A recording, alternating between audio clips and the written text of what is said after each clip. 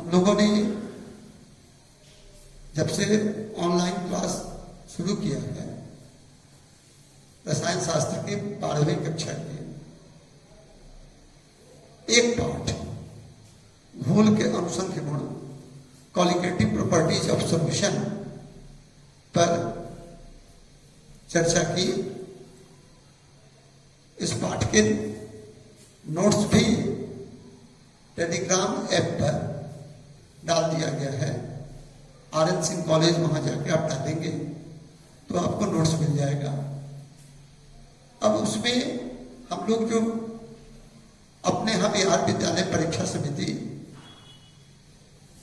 के विगत 10 वर्षों की परीक्षाओं में जो प्रश्न पूछे गए हैं या और भी विभिन्न बोर्डों द्वारा आयोजित परीक्षाओं में जो प्रश्न पूछे गए हैं उनको संकलित कर रहे हैं और उसको इसी साइट पर हम लोग देंगे।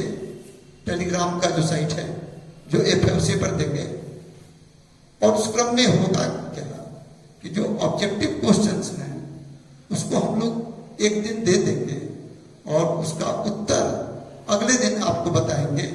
आपसे ये उम्मीद की जाएगी कि आप अपने स्तर से जो प्रश्न दिए जाएंगे उनका उत्तर खोजने का प्रयास करें। ये प्रश्नों का संकलन, ये जो क्वेश्चंस हैं कल 3 तारीख को देने की बात कही गई थी। अपरिहार्य कारण से इसको हम लोग 3 मई की बजाय 5 मई को आपको दे रहे हैं, क्योंकि पहले तैयारी ये थी कि केवल बिहार विद्यालय परीक्षा समिति के प्रश्न दे दिए जाएं, लेकिन अब यह सोचा गया है कि अन्य बोर्ड में या मेडिकल और इंजीनियरिंग की परीक्षाओं में भी जो प्रश्न पूछे गए हैं उनको भी अपने इस प्रश्न पत्र के संकलन में शामिल किया जाए। ठीक है। अब हम लोग आज एक नया पाठ शुरू कर रहे हैं। इसका नाम है विद्युत रसायन, इलेक्ट्रोकेमिस्ट्री। बहुत महत्वपूर्ण पाठ है और इस पाठ का पहला बिंदु, फर्स्ट पॉइंट, भी होगा विद्युत रसायन, इलेक्ट्रोकेमिस्ट्री।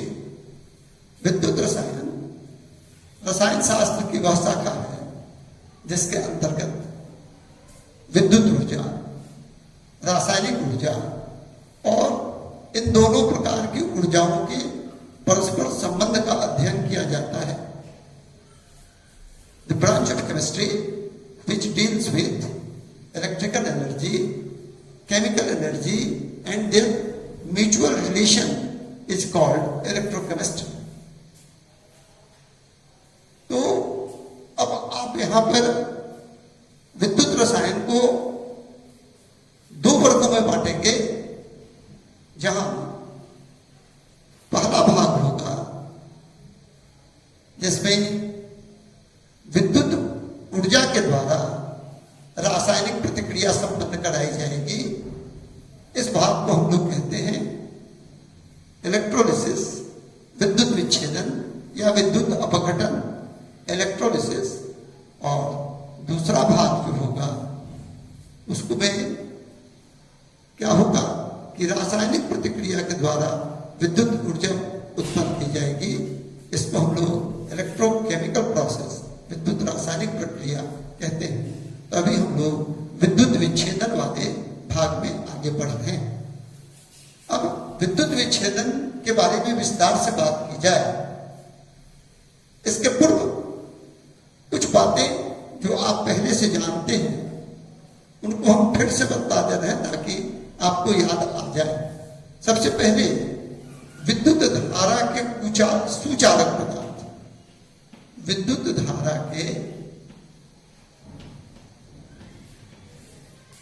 सुचालक।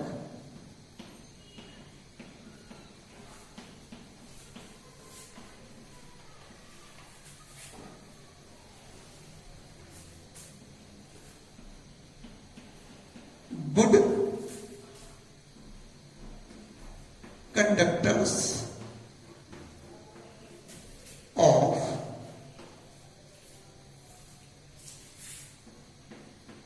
इलेक्ट्रिसिटी या इलेक्ट्रिक करंट, परंपरा में है इलेक्ट्रिसिटी ही कहते हैं, विद्युत धारा के सुचालक, नाम से स्पष्ट है।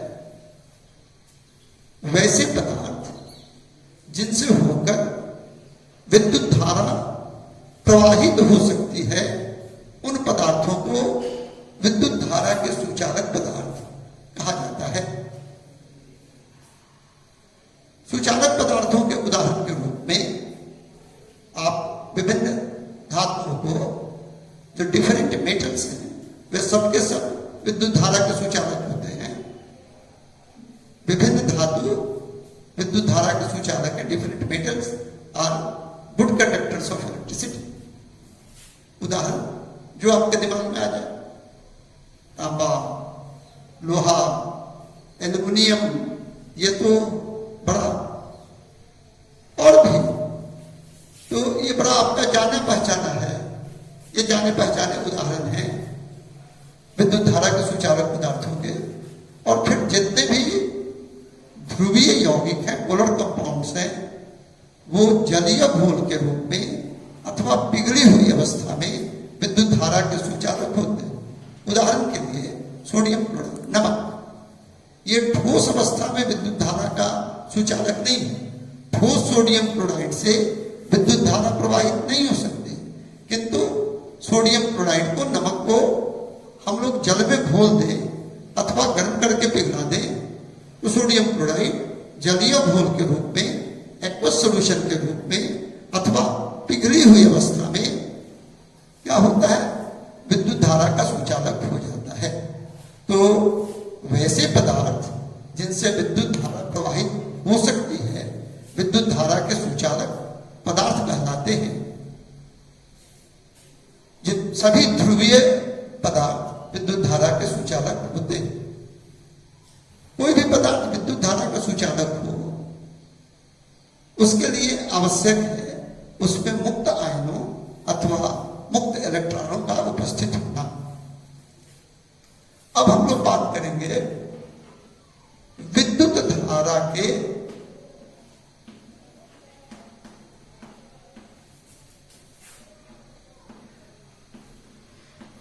सुचालक।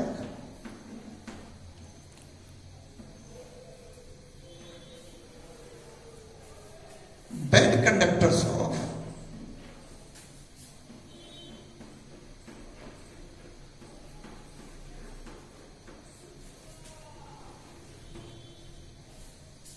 इलेक्ट्रिसिटी या इलेक्ट्रिक करंट, जो भी आप कहें,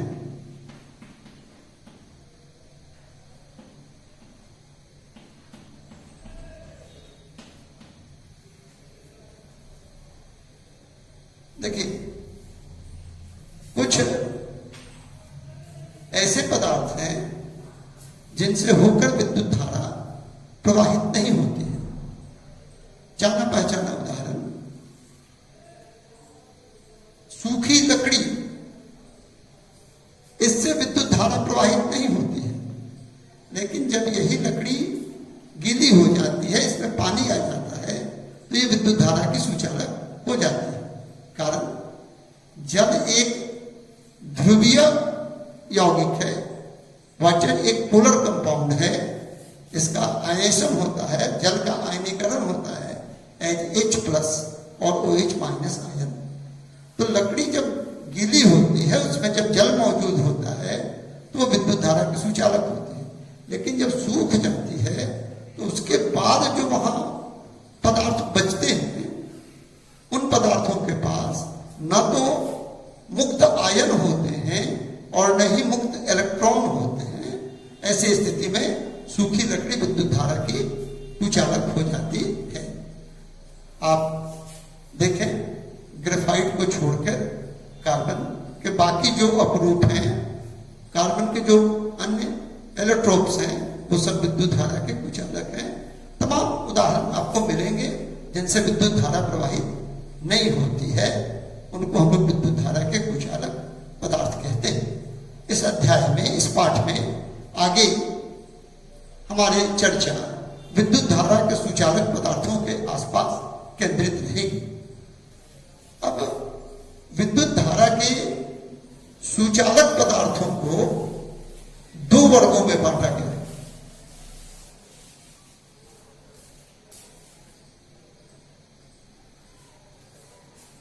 इसके दो वर्ग हो गए, एक धात्विक चल,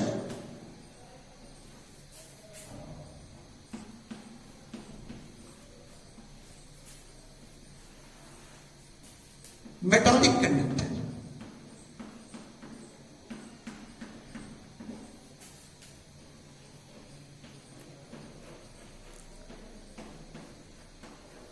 मेटालिक कंडक्टर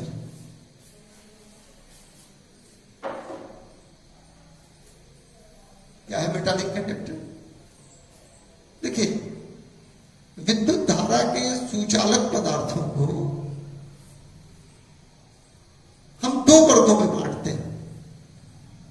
आपका अनुभव है, आपने इस बात पर इस तरह से सोचा नहीं होगा। जैसे आपके आसपास बिजली के तार जो तांबा या एल्युमिनियम के होते हैं, कभी कभी लोहा का भी हम लोग उपयोग कर लेते हैं, तो इनसे वर्षों विद्युत धारा प्रवाहित होती रहती है, लेकिन इसमें कोई रासायनिक परिवर्तन नहीं होता, कोई केमिकल चेंज नहीं होता। और दूसरी तरफ सोडियम क्लोराइड के घोल से अगर हम विद्युत धारा प्रवाहित कर दें तो क्या होगा? कैथोड पर सोडियम आयन Na+ आयन और एनोड पर क्लोराइड आयन Cl- आयन जमा हो जाएगा। तो अब आपके दिमाग में ये बात आ गई होगी, आ जानी चाहिए कि विद्युत धारा के सुचालक पदार्थ दो तरह के हुए। एक विद्युत धारा के वैसे सुचालक पदार्थ जिनसे विद्युत धारा प्रवाहित होने के फलस्वरूप कोई रासायनिक परिवर्तन नहीं होता है, उनको हम लोग कहते हैं धात्विक चालक, मेटालिक कंडक्टर। लोहा, तांबा, एल्युमिनियम, ये तमाम जो धातु हैं धात्विक चालक के उदाहरण हैं। और दूसरी श्रेणी है विद्युत धारा के सुचालक पदार्थों की विद्युत विच्छेद या विद्युत अपघट्य।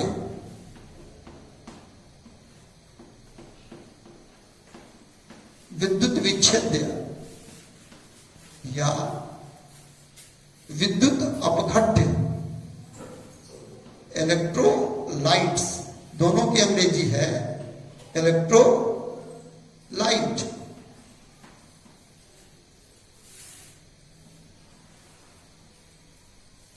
वैसे पदार्थ जिनके घोल से अथवा पिघली हुई अवस्था से विद्युत धारा प्रवाहित करने के फलस्वरूप रासायनिक परिवर्तन होता है, उन्हें हम लोग विद्युत विच्छेद या इलेक्ट्रोलाइट कहते हैं। अभी एक उदाहरण हमने दिया था थोड़ी देर पहले, सोडियम क्लोराइड का घोल हो अथवा पिघला हुआ सोडियम क्लोराइड हो, इससे अगर हम विद्युत धारा प्रवाहित करते हैं तो कैथोड पर सोडियम आयन और एनोड पर क्लोराइड आयन जमा होता है। तो इस प्रकार से क्या हो गया? सोडियम क्लोराइड विद्युत विच्छेद का उदाहरण हो गया। तो विद्युत विच्छेद कौन है? फिर से एक बार देखें, वैसे पदार्थ जिनके जलीय घोल से अथवा पिघली हुई अवस्था से विद्युत धारा प्रवाहित होने पर रासायनिक परिवर्तन होता है, केमिकल चेंज होता है, उसको हम लोग कहते हैं विद्युत विच्छेद। जितने भी ध्रुवीय यौगिक हैं, जितने भी पोलर कंपाउंड्स हैं, ये सब के सब विद्युत विच्छेद के उदाहरण हैं। एक बात फिर ध्यान में रखिए कि धात्विक चालक या विद्युत विच्छेद विद्युत धारा के सुचालक पदार्थों के प्रकार हैं। अब हम लोग आएंगे कि विद्युत विच्छेदन के बारे में चर्चा करें।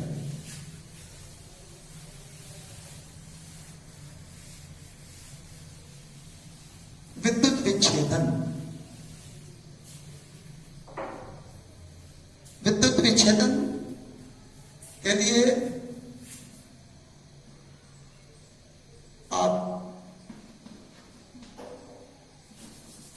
ये सिद्धांत जान लीजिए, आर्हेनियस का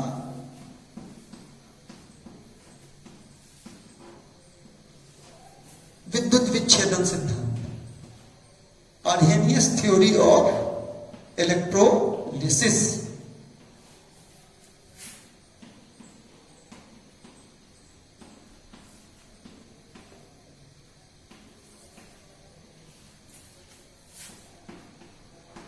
Arrhenius theory of electrolysis। इसको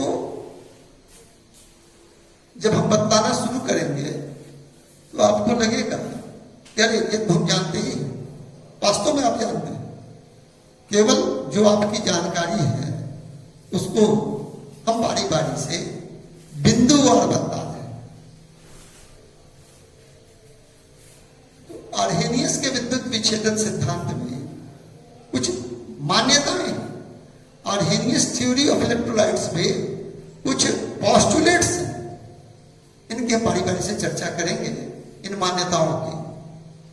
पहली मान्यता,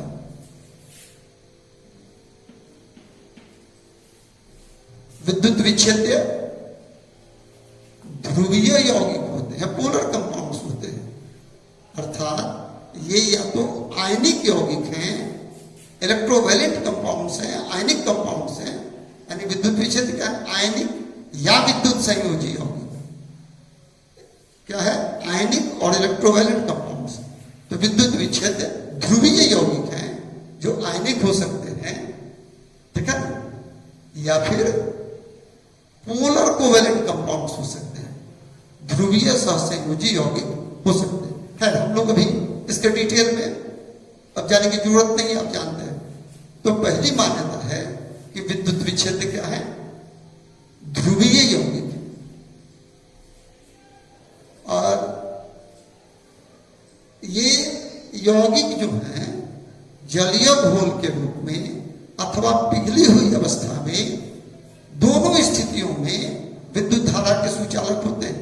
किंतु जब यह सिद्धांत आया था उस समय तक हम लोगों को यह ज्ञात नहीं था कि कोई यौगिक ध्रुवीय कोई यौगिक पिघली हुई अवस्था में भी विद्युत धारा का सुचालक हो सकता है।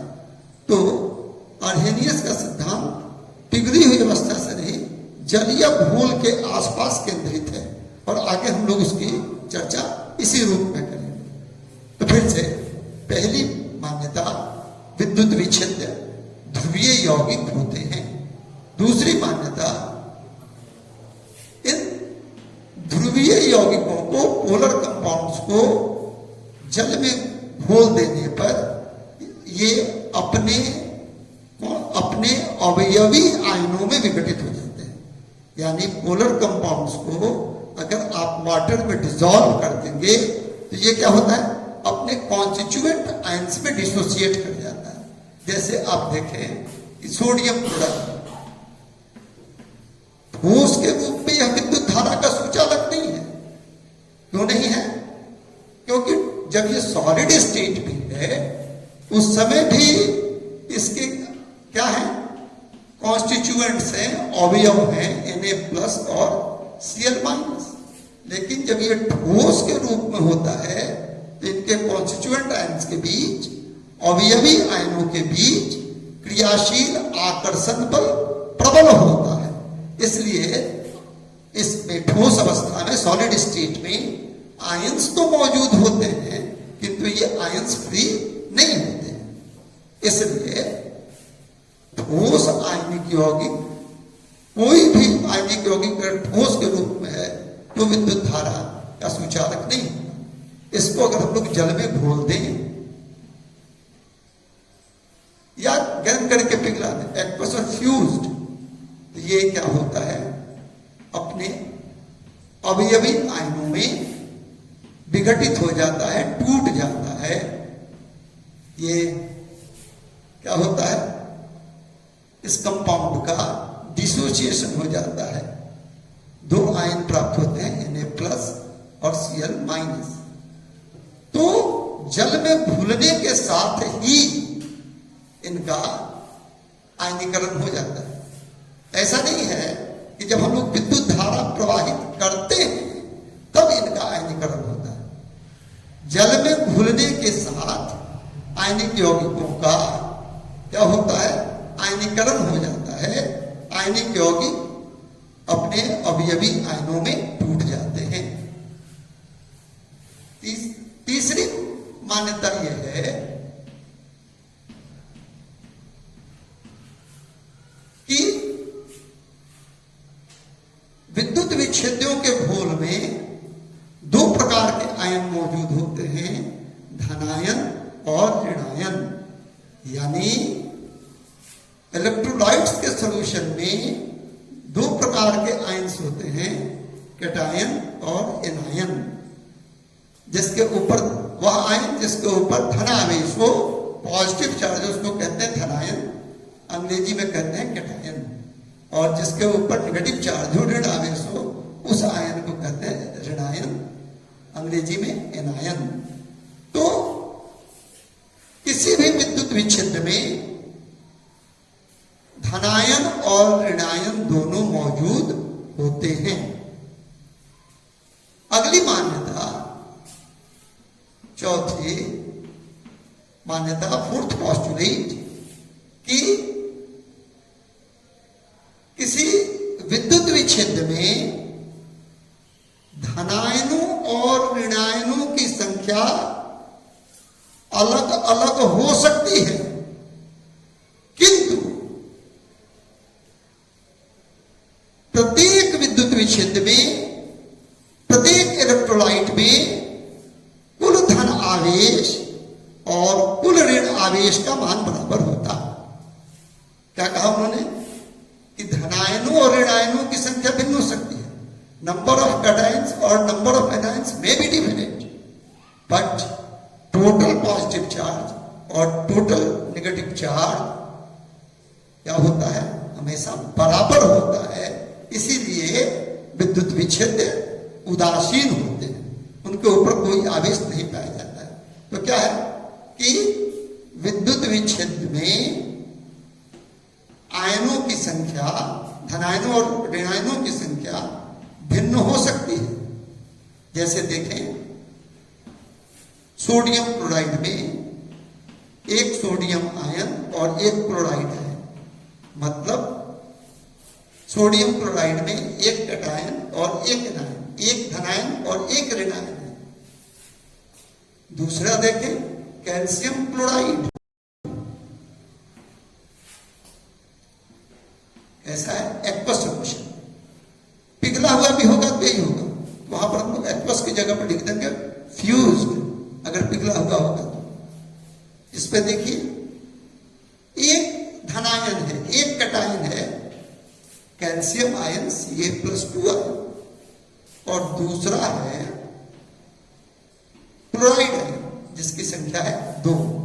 यानी इसमें पहले में देखें कि धनायनों और ऋणायनों की संख्या बराबर है, और दूसरे में धनायनों और ऋणायनों की संख्या भिन्न है। लेकिन अगर कुल धन आवेश और कुल ऋण आवेश की बात करें तो इसमें कितना है, धन आवेश है +1, पॉजिटिव चार्ज है +1, और निगेटिव चार्ज भी है -1, यानी दोनों है एक इकाई।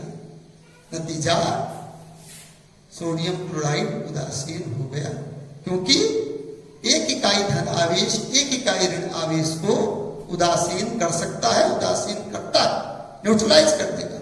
यहां पर क्या है, पॉजिटिव चार्ज 2 यूनिट्स, धन आवेश 2 इकाई, और निगेटिव चार्ज ऋण आवेश। देखिए, एक क्लोराइड आयन पर कितना है, -1, 2 पर कितना हो जाएंगे, -2, यानी -2। टोटल चार्ज दोनों ही स्थितियों में 0।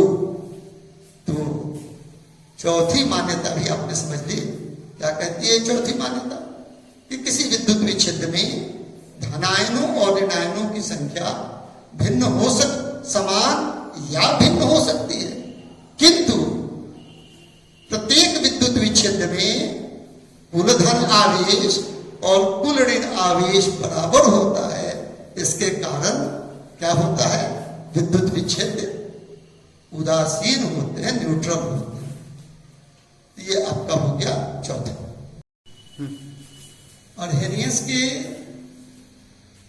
विद्युत विच्छेदन सिद्धांत की अगली मान्यता यह है कि किसी विद्युत विच्छेद के घोल से जब विद्युत धारा प्रवाहित की जाती है तो घोल में उपस्थित आयन विपरीत आवेश वाले इलेक्ट्रोडों के द्वारा आकर्षित होते हैं, और चूंकि ये आयन मुक्त है इसलिए ये आयन विपरीत आवेश वाले इलेक्ट्रोडों की तरफ अग्रसर होते हैं तथा वहां पहुंचकर आवश्यक संख्या में इलेक्ट्रॉन का त्याग कर या इलेक्ट्रॉन को ग्रहण कर अणु के रूप में जमा होते हैं। ध्यान रखेंगे, परमाणु के रूप में नहीं जमा होते हैं। तो क्या कहा हमने कि विद्युत विच्छेद के घोल से विद्युत धारा प्रवाहित करने पर घोल में उपस्थित आयन जो कि मुक्त होते हैं, घोल में उपस्थित आयन विपरीत आवेश वाले इलेक्ट्रोडों की तरफ अग्रसर होते हैं। तो देखिए, जब भी आप विद्युत धारा प्रवाहित करेंगे तो वहां दो तरह के इलेक्ट्रोड होंगे। एक के ऊपर धन आवेश होगा, पॉजिटिव चार्ज होगा, और दूसरे के ऊपर ऋण आवेश होगा, निगेटिव चार्ज होगा।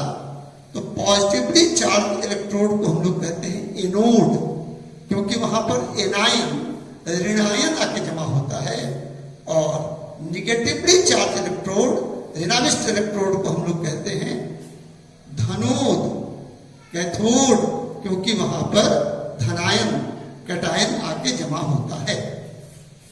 तो जब हम लोग विद्युत विच्छेद के घोल में विद्युत धारा प्रवाहित हम लोग करने लगे तो वहां पर आयन पहले से मौजूद थे। पहले भी हमने काफी याद दिला रहे हैं कि ऐसा नहीं है कि विद्युत विच्छेद के घोल में जब विद्युत धारा प्रवाहित होती है तब तो आयनीकरण होता, नहीं, भूलने के साथ ही विद्युत विच्छेद का आयनीकरण हो जाता है। तो विद्युत धारा का प्रवाह शुरू हुआ, घोल में उपस्थित आयन मुक्त है। ये आयन क्या होता है, विपरीत आवेश वाले इलेक्ट्रोडों के द्वारा आकर्षित होते हैं और वहां पहुंचकर आवश्यक संख्या में इलेक्ट्रॉन का त्याग कर या इलेक्ट्रॉन को ग्रहण कर अणु के रूप में जमा होते हैं। जैसे देखें, ये सोडियम क्लोराइड का घोल है, इसमें दो आयन मौजूद हैं, सोडियम आयन और क्लोराइड आयन। ये फ्री है, मुक्त है। तो ये कहां जाएगा बाबू, ये कैटायन जाएगा कैथोड पर। कैथोड पर क्या होता है, निगेटिव चार्ज होता है, वहां इलेक्ट्रॉनों की अधिकता होती है। तभी हमने कहा था कि आयन विपरीत आवेश वाले इलेक्ट्रोड पर पहुंचकर वहां आवश्यक संख्या में इलेक्ट्रॉन का त्याग कर या इलेक्ट्रॉन को ग्रहण कर अणु के रूप में जमा होते हैं। तो ये क्या है, धनायन है, कैटायन है, इसके ऊपर पॉजिटिव चार्ज है, अर्थात यहां इलेक्ट्रॉनों की कमी है। तो ये किस इलेक्ट्रोड पर जाएगा, जहां इलेक्ट्रॉनों की अधिकता हो, यानी ये जाएगा कैथोड पर, उस इलेक्ट्रोड पर जिसके ऊपर नेगेटिव चार्ज है। और वहां जाएगा तो क्या होगा, इलेक्ट्रॉन इसको जितने चाहिए मिल जाएंगे। कैथोड पर इलेक्ट्रॉन पर्याप्त मौजूद है, तो क्या होगा, इसको तो एक ही चाहिए, एक मिल गया, और तब ये बदल गया में सोडियम अणु के रूप में। ये क्या हो गया, कैथोड रिएक्शन, कैथोड प्रतिक्रिया। ये कहां संपन्न है प्रतिक्रिया, एट कैथोड। और क्लोराइड आयन, इसके ऊपर निगेटिव चार्ज है, कहां जाएगा ये,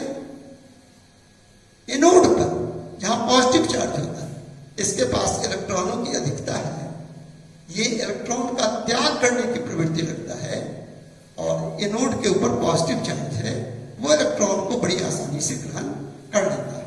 तो ये वहां गया और जमा हुआ किस रूप में? देखिए, Cl प्लस E कहा? एनोड पर। लेकिन हमने पहले कहा कई बार, ये आपको याद दिलाया, ध्यान दिलाया आपका, ये किस रूप में जमा होगा? अणु के रूप में।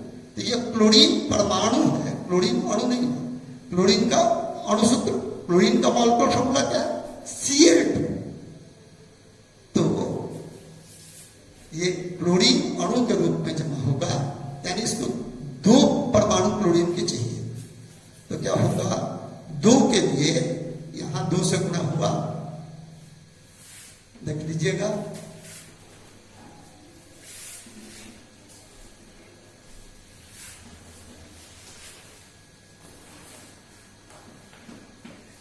इस तरह से जमा हो गया। यह विद्युत विच्छेदन है, अर्हेनियस का विद्युत विच्छेदन सिद्धांत है। अब अगले दिन हम लोग फैराडे के विद्युत विच्छेदन सिद्धांत पर चर्चा करेंगे। परीक्षा की दृष्टि से फैराडे का विद्युत विच्छेदन सिद्धांत इस वर्ष के लिए बड़ा महत्वपूर्ण है।